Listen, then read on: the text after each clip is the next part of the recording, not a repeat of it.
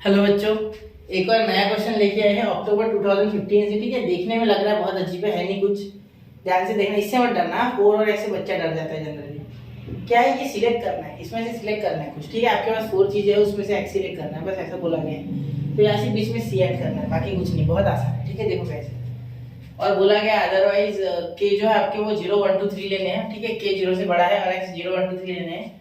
और इसके बाहर अगर गया ये x, तो x अगर 3 के बाहर गया या 0 के इधर आ गया तो 0 हो जाएगा डायरेक्टली। अदरवाइज के लिए मतलब दूसरा कोई भी 0 से 3 तक के बीच नंबर छोड़ के अगर लोगे तो is a probability mass function, मतलब पीएमएफ है। ठीक है, तो क्या निकालना है, कुछ नहीं है बेटा।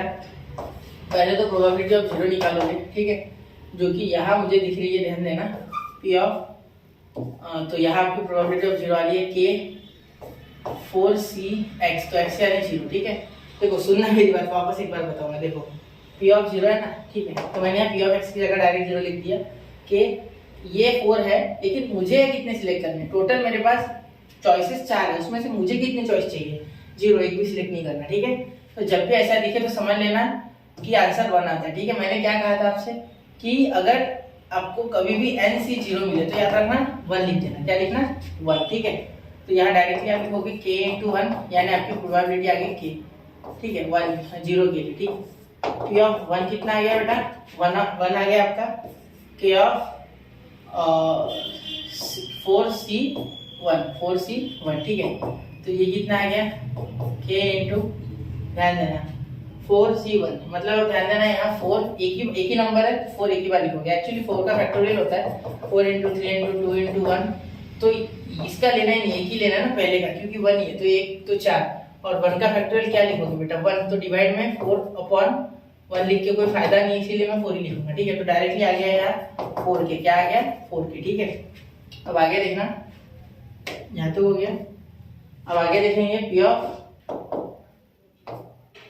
2 क्लियर। चलिए, तो पी ऑफ 2 क्या हो गया बेटा, यहाँ हो गया के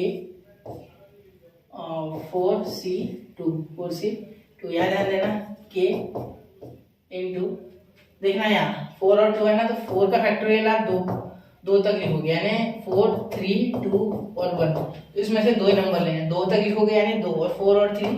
ठीक है, और फिर 2 का फैक्टोरियल इसकी डिवाइड में, जो कि 2 × 1 होता है, 2 2 = 4 2 3 = 6, तो 6k, तो यहाँ 6 और यहाँ 6k। ठीक है, p ऑफ 3 है। ठीक है, p ऑफ 3 के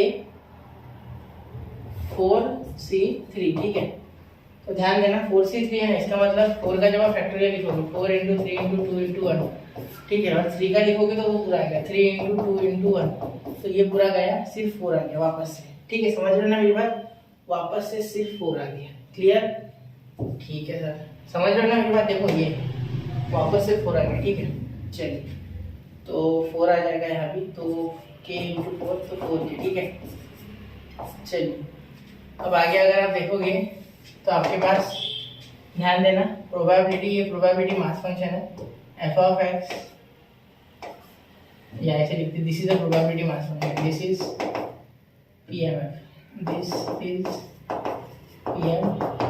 ठीक है, चलिए देखिए, तो p of 0 plus p of 1 plus p of 2 plus p of 3 is equal to 1।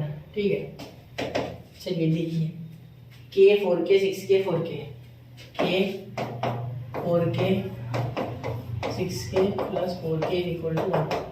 ठीक है, तो ये 10 और ये 15 हो गया टोटल। ठीक है, 10 4 14 और 1 15, 15k is equal to 1, therefore k is equal to 1/15। तो ये आपकी वैल्यू आ गई। ठीक है, तो k आपके पास आ चुका है। क्लियर, तो k निकालना था ना, हो गया 1/15। ठीक है, चलिए नोट कीजिए 1 2 3 हो गया बच्चा। तो मिलते हैं अगले लेक्चर में ऐसे ही क्वेश्चन के साथ, पढ़ते रहे, आगे बढ़ते रहे। जय हिंद, जय भारत।